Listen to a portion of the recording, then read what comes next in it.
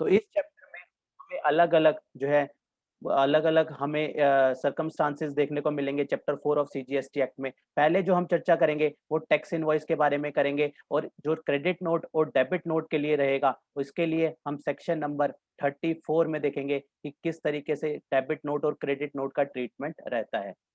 Section number 31 जो deal करता है वो टैक्स इनवॉइस के बारे में डील करता है कि टैक्स इनवॉइस जो है हमें कब इशू करना है। टैक्स इनवॉइस हमें कब इशू करना है, कहीं ऐसा तो नहीं है कि टैक्स इनवॉइस हम इशू करने में कहीं ना कहीं डिले कर रहे हैं और हम जो है कॉन्ट्रवेन कर रहे हैं सेक्शन 31 का।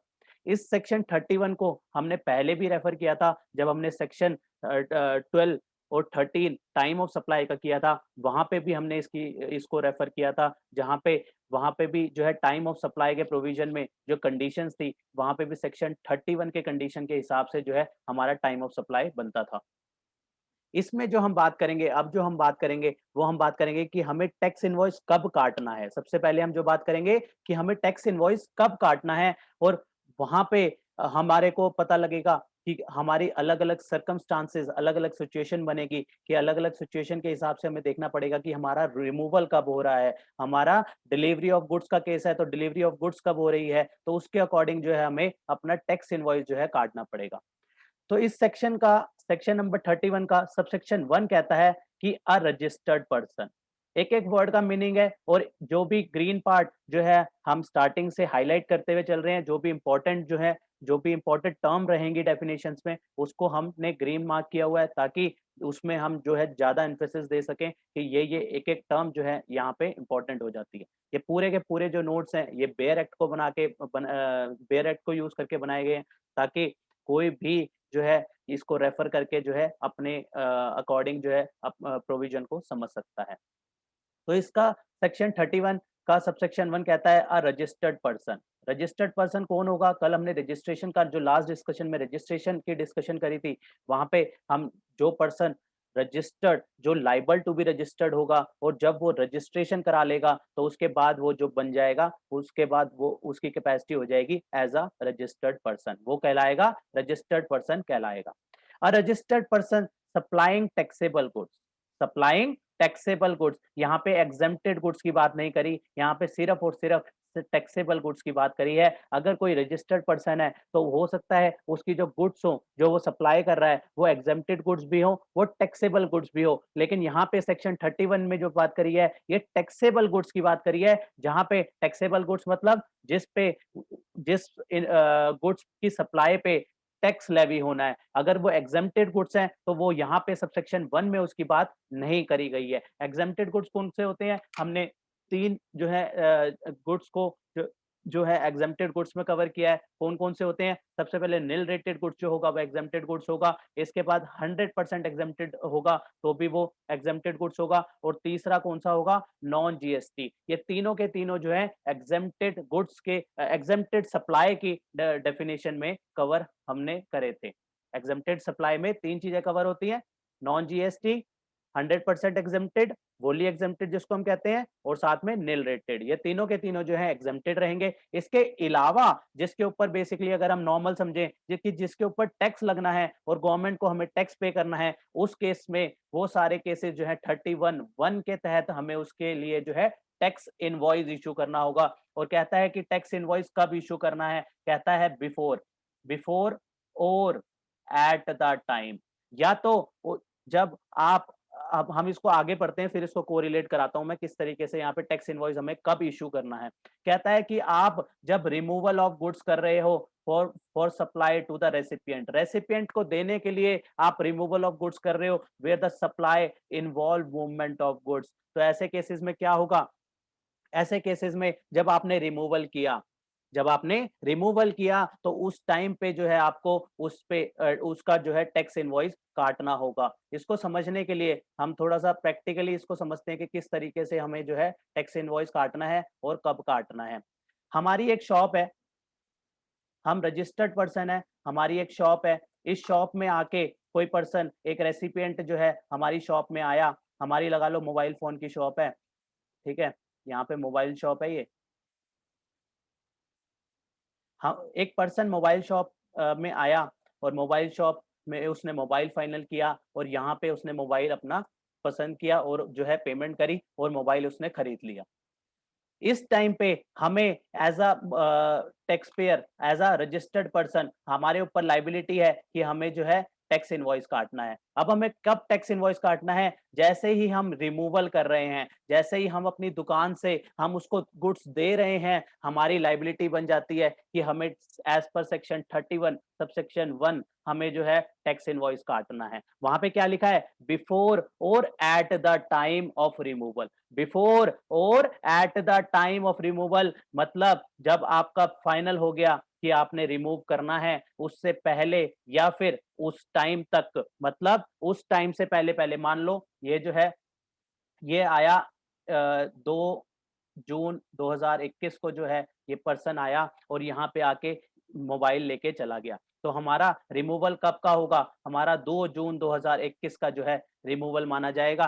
तो ऐसे केसेस में क्या होगा? हमें कब इनवॉइस काटना है? 2 जून 2021 से पहले पहले। मान लो इसने पहले ही ऑर्डर जो है 2 दिन पहले ही बुक करा के चला गया था ये, और इसने जो कहा था कि ठीक है आप मोबाइल अवेलेबल नहीं है, मंगा देना, कोई बात नहीं आप मंगा देना। तो ऐसे केसेस में क्या होगा? ये जो शॉपकीपर है ये पहले भी इनवॉइस जो है रिमूवल, अगर इसको एश्योरिटी है इसका रिमूवल होगा, ये पहले भी काट सकता है, और जो पर्सन आएगा रिमूवल होगा गुड्स का तब भी काट सकता है, लेकिन उसके बाद नहीं काट सकता। उसके बाद अगर वो इनवॉइस काट रहा है तो वहां पे कॉन्ट्रावेन हो रहा है सेक्शन 31 का। तो मैक्सिमम टाइम उसको कब मिला? कि जब रिमूवल से पहले पहले के डेज पहले तक जो है, मतलब अगर कहें तो लास्ट डे क्या रहेगा? जिस दिन रिमूवल होगा उस दिन तक जो है वो इनवॉइस काट सकता है एज पर सेक्शन 31 सबसेक्शन 1। इसके बाद सेकंड क्लॉज क्या कहता है प्रोविजन का? सेकंड क्लॉज कहता है कि a registered person supplying taxable goods shall before or at the time of delivery of goods, B part पढ़ेंगे अब हम, डिलीवरी ऑफ गुड्स और making available to the recipient और इन एनी अदर केस। ऐसे case में कौन सा, पहले वाला कौन सा केस था? where the supply involve movement of goods, where the supply involve movement of goods, recipient आया और वो लेके चला गया। लेकिन अगर बी पार्ट में क्या कहता है कि हमारे पास आया, उसने क्या कहा? उसने कहा ठीक है, कोई हमारी इसको एग्जांपल को समझने के लिए थोड़ा सा डिफरेंट एग्जांपल लेते हैं। मान लेते हैं हमारी फैक्ट्री, ये फैक्ट्री है, एक पर्सन आया फैक्ट्री में, उसने जो है 1000 पीस जो है बुक कराए एट द रेट 10, कुछ भी ले लो, ये तो जस्ट एन एग्जाम्पल है। उसने बुक कराए, राइट, और इसने कहा कि ठीक है ये पर्सन आगरा से आया और मान लो हमारी फैक्ट्री दिल्ली में है, तो इसने कहा कि जो है आप जो है ये गुड्स जो है ये भिजवा देना, ये मेरा एड्रेस है। इसने अपना एड्रेस दे दिया, राइट, आगरा का एड्रेस दे दिया, और इसने कहा कि आप ट्रांसपोर्ट पे लोड करा के जो है मेरे को गुड्स भेज देना।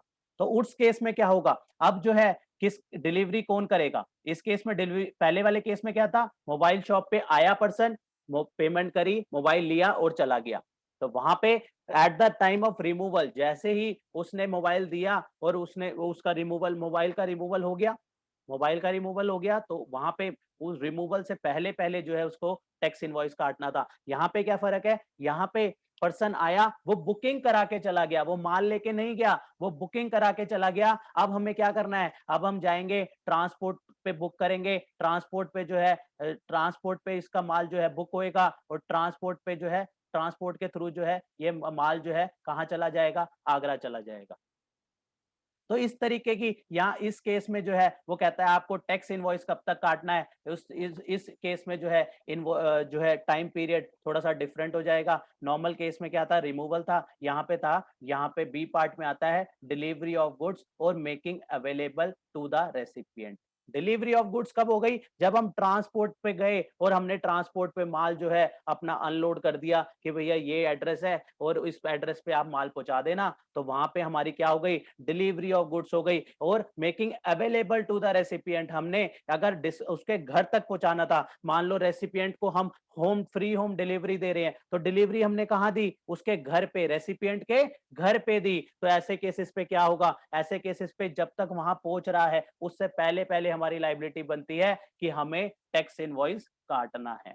तीनों से तीन सर्कमस्टांसेस इसमें हमारे बन के आ गए कि पहले तो हमने रिमूवल पे ही, हमारे पास आया, हमारी दुकान से ही ले गया मोबाइल फोन, तो हमारी तो वहीं पे ही टैक्स इनवॉइस, हमें तो वहीं हमारा जो ड्यूरेशन है टैक्स इनवॉइस काटने का वो वहीं पे ही समाप्त हो गया। हम उससे पहले पहले ही हमें टैक्स इनवॉइस काटना है। दूसरे केस में वहां पे हमें डिलीवरी ऑफ गुड्स के टाइम पे जो है मैक्सिमम का बिफोर और एट द टाइम, बिफोर और at the time delivery of goods हमने ट्रांसपोर्ट में डालेंगे और ट्रांसपोर्ट वाला जो है पहुंचाएगा आगरा। तो ऐसे केसेस में हमें इनवॉइस कब तक काटना है? जब तक हमने डिलीवरी ऑफ गुड्स दी। थर्ड केस में making available to the recipient, हमने कहा हम घर पहुंचा देंगे, आप जाइए। उस केस में क्या हो गया? हम जाएंगे उसके घर पे देके आएंगे, मतलब जिस भी तरीके से, जिस भी वे पे हमारी कहां पे वो जो है टाइम पीरियड खत्म होगा, जहां पे रेसिपिएंट के दरवाजे पे, तो उस टाइम तक जो है हमें अपना टैक्स इनवॉइस काटना है। तो ये डिफरेंट डिफरेंट सिचुएशंस आ गई और उसके according different different time frame बन गया कि जब तक हमें जो है टैक्स इनवॉइस काटना पड़ेगा।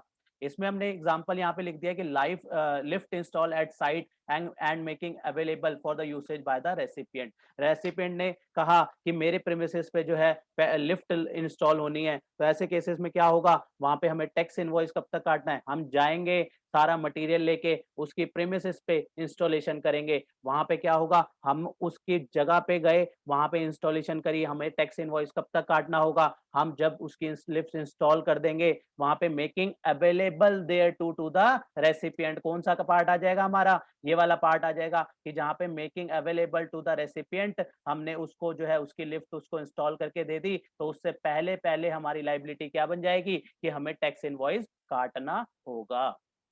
यही बात कह रहा है ये आगे कि इशू कब, टाइम पीरियड हमें पता लग गया कि कब से कब तक काटना है। तीनों सिचुएशन के अंदर, तीन हमने यहाँ पे अलग अलग डिफरेंट डिफरेंट सिचुएशन बनाई और तीनों सिचुएशन में हमने देखा कि कब कब हमें टैक्स इनवॉइस काटना है। मैक्सिमम जो है हमें लास्ट टाइम मिलेगा, पहले केस में रिमूवल, उससे पहले कभी भी काट सकते हो। दूसरे में डिलीवरी, उससे पहले कभी भी काट सकते हो। और तीसरे में अवेलेबल टू द रेसिपिएंट, उससे पहले भी कभी भी काट सकते हो इनवॉइस, टैक्स इनवॉइस। तो कहता है इशू अ टैक्स इनवॉइस, और उसमें क्या क्या शो होगा? Showing the description, quantity and value of goods and tax charged thereon and such other particular as may be prescribed। इसमें क्या क्या इनवॉइस में मेंशन करेगा? डिस्क्रिप्शन ऑफ गुड्स डालेगा, क्वांटिटी डालेगा, वैल्यू ऑफ गुड्स डालेगा और टैक्स कितना चार्ज हुआ ये भी डालेगा। And such other particular, such other particular कहाँ पे मिलेंगे हमें और क्या क्या डालना है? इसके लिए जो है रूल 46 जो है बनाया गया। इस रूल 46 में बताया गया कि एक टैक्स इनवॉइस के अंदर क्या क्या चीजें होनी चाहिए।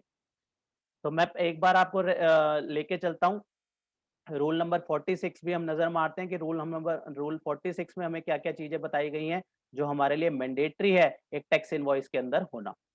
इसके लिए हमें रूल्स में जंप करना होगा। अब मैंने स्टार्टिंग से बताते आ रहा हूं कि किस तरीके से एक्ट की लैंग्वेज होती है, किस तरीके से रूल्स, और रूल्स में किस तरीके से जो है अलग अलग पार्ट बनते हैं। एक बार मैं दोबारा उसको रिकॉल करा देता हूं कि किस तरीके से जो है एक्ट और रूल्स में क्या क्या फर्क रहता है हमारा।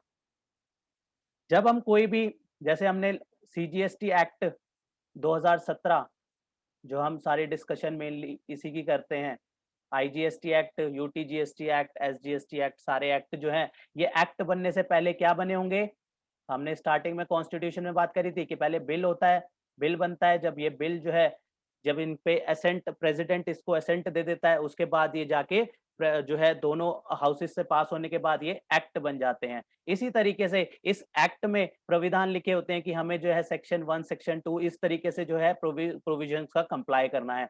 इसमें जो है हमें इन एक्ट के सहारे के लिए हमें साथ में क्या चाहिए होते हैं? रूल्स चाहिए होते हैं। तो इसके लिए साथ में जो है एक्ट के रेफरेंस के लिए जो है हमें रूल्स इशू करे जाते हैं। तो सीजीएसटी एक्ट 2017 के लिए जो रूल्स हमें दिए गए हैं वो सीजीएसटी रूल्स 2017 में दिए गए हैं।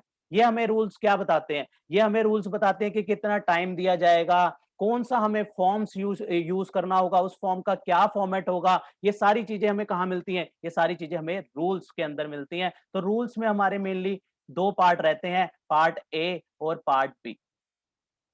रूल्स के अंदर हमारे को पार्ट ए और पार्ट बी रहते हैं। पार्ट ए हमें जो है प्रोसीजर पार्ट होता है कि जैसे अभी हम जो टैक्स इनवॉइस का देखेंगे कि हमारे को रूल 46 बताएगा कि टैक्स इनवॉइस के अंदर ये चीजें होनी चाहिए, इन जो है सप्लायर का जीएसटीएन होना चाहिए, यहाँ पे रेसिपिएंट का जीएसटीएन किस चीज में चाहिए, वैल्यू चाहिए, और वहां पे टैक्स रेट होना चाहिए। ये सारी चीजें कहाँ बताएगा? वो एक्ट नहीं बताएगा। एक्ट तो टाइम बता देगा कि इस टाइम तक ये चीज ये करना है, ये नहीं करोगे तो कॉन्ट्रवेन होगा, ये पेनल्टीज लगेंगी, वो सारी चीजें एक्ट बताएगा। लेकिन किस तरीके से चलना है वो कौन बताएगा हमें? वो रूल्स बताएंगे।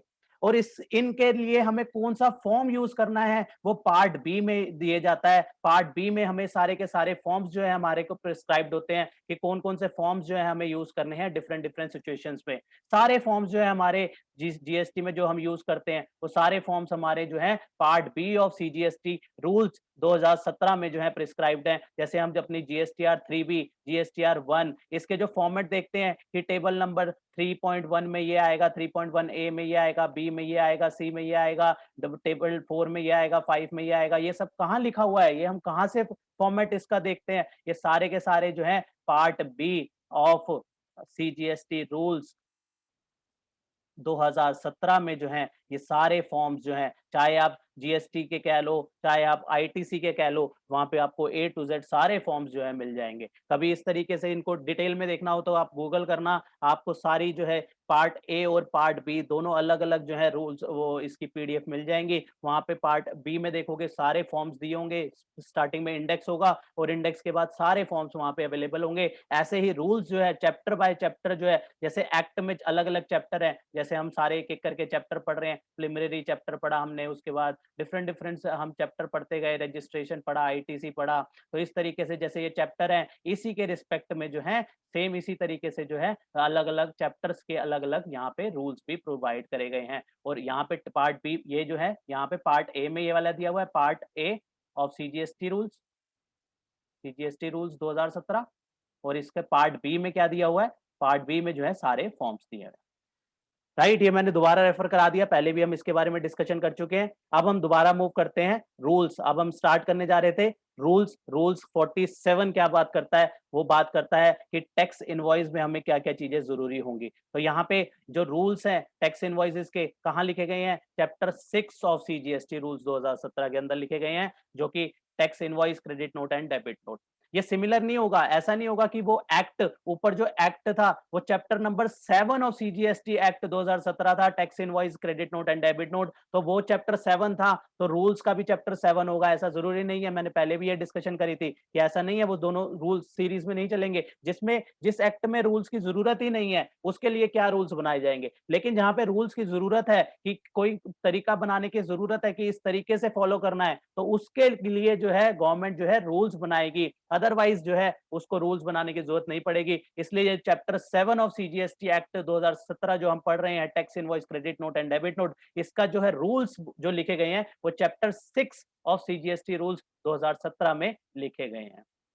राइट, तो शुरू करते हैं हम rule number 46। Rule number 46 tax invoice का कहता है सब्जेक्ट टू रूल 54। रूल 54 क्या है? वो जो रूल है आईएसडी का है, इसको हम सेपरेटली देखेंगे। आईएसडी के लिए जो है अलग से जो है इनवॉइस इशू करा जाता है, उसके जो रिक्वायरमेंट रहती है इनवॉइस की थोड़ी सी डिफरेंट रहती है क्योंकि उसका मैकेनिज्म डिफरेंट है, उसका जो पर्पस है डिफरेंट है। आईएसडी हमने सेक्शन नंबर 20 और 21 पढ़े थे, तो हमने उसमें देखा था कि किस तरीके से आईएसडी के केस में जो है उसका पर्पस जो होता है उसका क्या होता है? इनपुट सर्विस का क्रेडिट डिस्ट्रीब्यूट करना। एक हेड ऑफिस जो कि ऑडिटर का बिल ले रही है, उसके केस में उसको क्या करना है? उसको हमने एग्जांपल भी लिया था 1 लाख प्लस जीएसटी जो ऑडिटर से बिल मिला, उस 18,000 के क्रेडिट का आईएसडी ने क्या करना है? तो वो जो है अपनी फैक्ट्रीज को जो है अपने टर्नओवर के हिसाब से उसने वहां पे बांट दिया था। राइट, तो उसका जो है पर्पस डिफरेंट है, आईएसडी का पर्पस डिफरेंट है, इसलिए उसके जो है रूल्स जो है वो अलग बताए गए हैं। अभी जो हम रूल रेफर कर रहे हैं वो रूल नंबर 46 जो कि नॉर्मल केसेस में जो है यूज होगा।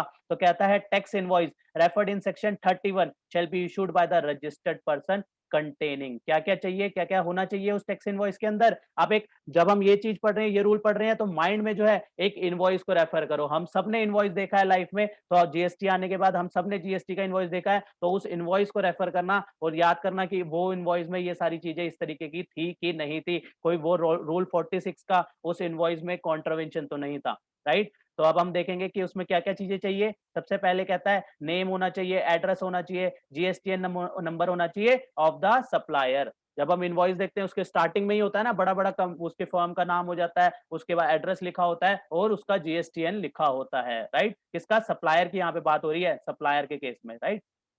उसके बाद क्या चाहिए? A consecutive serial number not exceeding 16 character in one और multiple series containing alphabet, numerical और special character, hyphen, dash, slash, symbolic.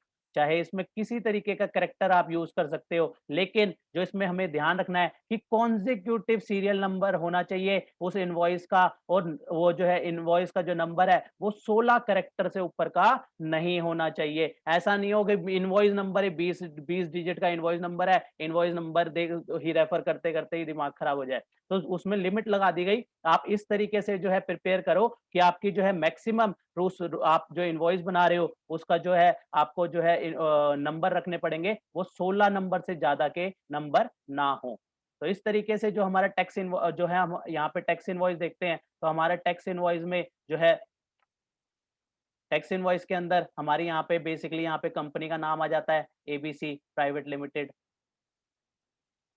उसके बाद इसका एड्रेस लिखा हुआ आ जाता है, राइट। यहाँ पे कई बार यहाँ पे जीएसटीएन लिखा हुआ जाता है, कोने पे लिख दो, कहीं भी लिख दो, बेसिकली ये नहीं है कि कहाँ लिखना है, लेकिन होना चाहिए उस इनवॉइस में, राइट। इसके बाद ऐसे करके लाइन आ जाती है, राइट। साथ साथ हम थोड़ा सा इनवॉइस टाइप का ड्रॉ भी करते हैं। यहाँ पे वो कहता है, अभी हमने क्या पढ़ा, ये 3 चीजें पढ़ी, और साथ में वो कहता है इनवॉइस नंबर होना चाहिए।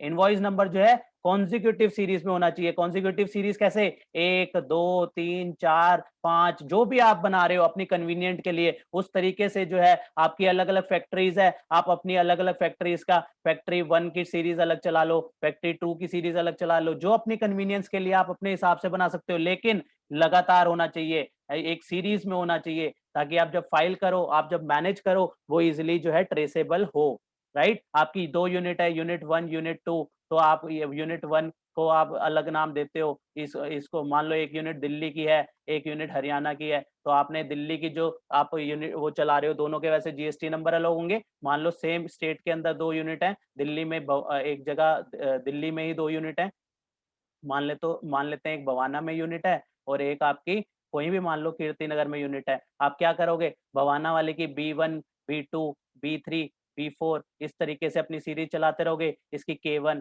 K2 K3 K4, मतलब इस तरीके से सीरीज बिल्कुल अलाउड है, कॉन्सिक्यूटिव नंबर में होना चाहिए। आप स्लैश यूज करो, हाइफन यूज करो, वो सारी बातें यहाँ पे लिखी हैं, आप यूज कर सकते हो, लेकिन 16 डिजिट से ऊपर की नहीं होनी चाहिए, राइट। ये बात यहाँ पे लिखी हुई है। और यूनिक होना चाहिए for a financial year, for a financial year. Financial year खत्म होता है, अगला साल शुरू होता है। आप कॉन्टिन्यूस बेसिस पे भी रख सकते हो, आप जो है उसको दोबारा से जो है आप अगले साल जो है 1/2021-22, जब मान लो पहले आपकी चल रही थी आपका लास्ट जो है सीरीज चल रही थी, उसमें आपका बिल खत्म हुआ 234/2020-21, ये मान लो लास्ट बिल आपका कटा 31/3/2020 को 21 को ये बिल कटा।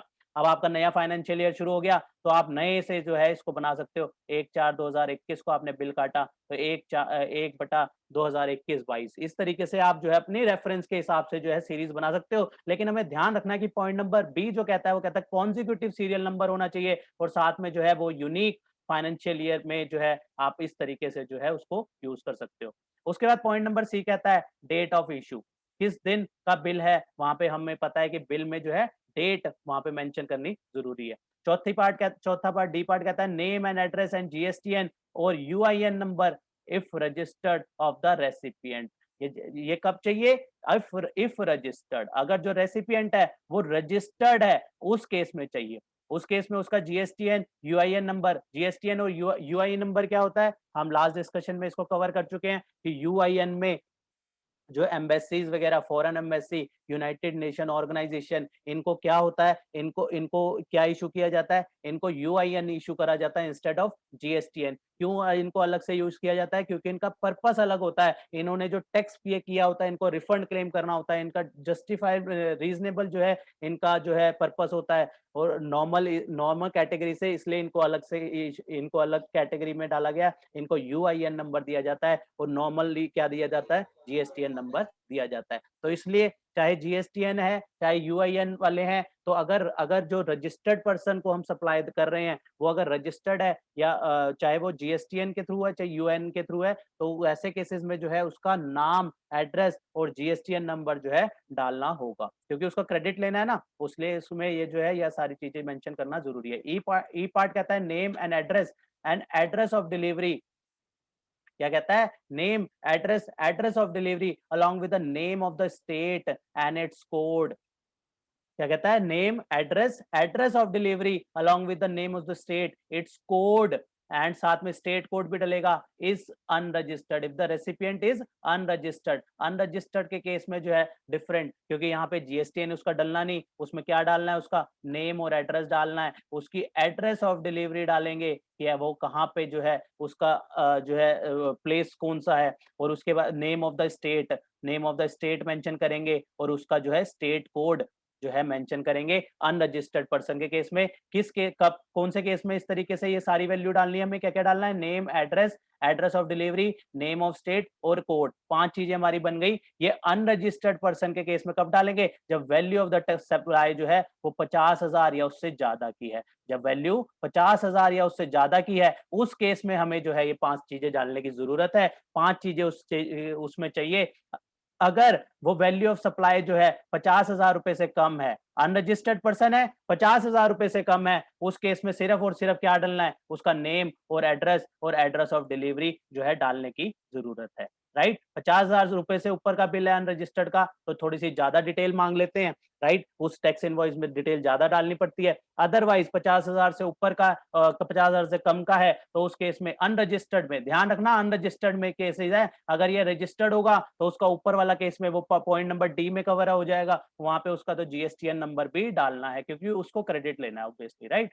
तो वहां पे क्या है, ये सारी अनरजिस्टर्ड के केस में 50,000 रुपए से कम। Recipient requested that such detail to be recorded in the tax invoice. अगर रेसिपिएंट साथ में कहता है कि हमें, मेरे को यार ये सारी चीज, मेरे नाम, एड्रेस, ये जो है मुझे, मेरी ये, मैं अनरजिस्टर्ड हूँ, मानता हूँ मुझे क्रेडिट नहीं लेना, लेकिन इनवॉइस में प्लीज आप मेंशन कर दो, तो ऐसे केस में अगर रिक्वेस्ट कर रहा है रेसिपिएंट तो यह सारी डिटेल जो है डाल सकते हैं। अदरवाइज आपने कई बार देखा होगा बिल में उसमें कोई जो रेसिपिएंट की वगैरह की कोई डिटेल नहीं होती, उसमें कैश लिख देते हैं। आप बर्गर किंग में जाओ बर्गर खाने, वहां पे क्या होगा, वहां पे वो तो ये आपसे पूछता है आप अपना नाम बताओ, मोबाइल नंबर बताओ, ये एड्रेस बताओ, नहीं पूछेगा ना, वो तो कैश मेमो डाल देता है, निकाल वो कर देता है। आप अनरजिस्टर्ड हो और आपको जो सप्लाई करी गई उसकी वैल्यू कितनी, 50,000 रुपए से उसकी वैल्यू कम है, तो वहां पे उस केस में जरूरत नहीं है। लेकिन अगर रेसिपिएंट रिक्वेस्ट करता है कि रेसिपी उसको डालने के लिए, तो वहां पे ये जस्ट नेम, एड्रेस और एड्रेस फॉर डिलीवरी और name of the state, its code, ये सारी ये चीजें जो है उसमें केस में डालनी पड़ेंगी।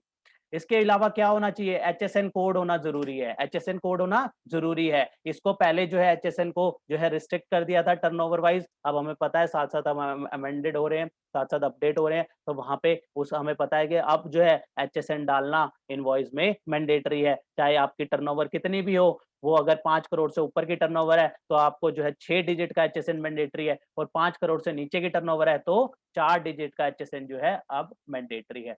इसके अलावा डिस्क्रिप्शन ऑफ गुड्स और सर्विसेज डालेंगे, और क्वांटिटी डालना जरूरी है। ये इनवॉइस रेफर करो माइंड में, जो भी इनवॉइस आपने लास्ट देखा होगा उस इनवॉइस के साथ इसको कोरिलेट करना है साथ साथ हमें।